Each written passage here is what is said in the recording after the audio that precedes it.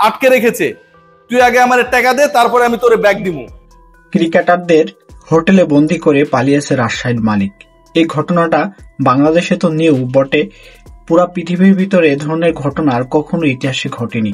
এবার যে ধরনের ঘটনা আসলে রাজশাহীর মালিক ঘটিয়েছে, এখন তো বিদেশি কোনো প্লেয়ারকে তারা পারিশ্রমিক দেয়নি। তারা কিভাবে যাবে? নিজের খরচে এসেছে এবং নিজের খরচে তাদেরকে যেতে হবে, এমন একটা পরিস্থিতি। সব ক্রিকেটাররা হোটেলে বন্দি আছে, তাদেরকে রেখেই পালিয়ে গিয়েছে রাজশাহীর মালিক।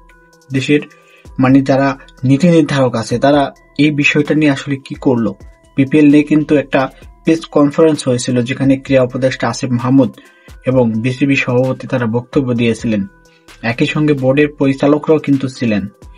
এটা আমার মনে হয় বিপিএল ইতিহাসে তো লজ্জাই হলো, বিশ্ব ক্রিকেটে সর্বনিম্ন একটা লেভেল বাংলাদেশ এবার দেখিয়ে দিল যে এ ধরনের সর্বনিম্ন লেভেলের একটা প্রক্রিয়া করা যায়, যেখানে বিদেশি ক্রিকেটাররা দেশে ফিরতে পারে না, যেখানে দেশি ক্রিকেটাররা হোটেলে বন্দি থাকে, তারা কোনো ধরনের পারিশ্রমিক পায় না।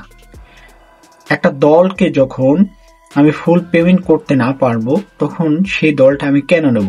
রাজশাহীর মালিক কি ভেবে চিনতে সবকিছু করেই কি এখানে এসছে, নাকি বিসিবি আসলে তাকে জোর করে দল দিয়েছে? অনেকটা এরকমই হয় যে জোর করে যদি কাউকে কোনো কাজ করানো যায়, সেই কাজটার জন্য তিনি একেবারে উপযুক্ত না, সেই কাজটা যখন কেউ করে তখন কিন্তু সে এলোমেলো ভাবেই করে। অনেকটা তাই মনে হচ্ছে। আবার বিসিবি তার বিরুদ্ধে কোনো অ্যাকশনও যাচ্ছে না, আইনি কোনো প্রক্রিয়াতেও যাচ্ছে না। এতগুলো প্লেয়ারকে সে বেতন দেবে না, তাহলে সে কেন এতগুলো প্লেয়ারকে মাঠে আসলে খাটালো, এভাবে ক্রিকেট খেলালো, এত সময় নষ্ট করলো তাদের?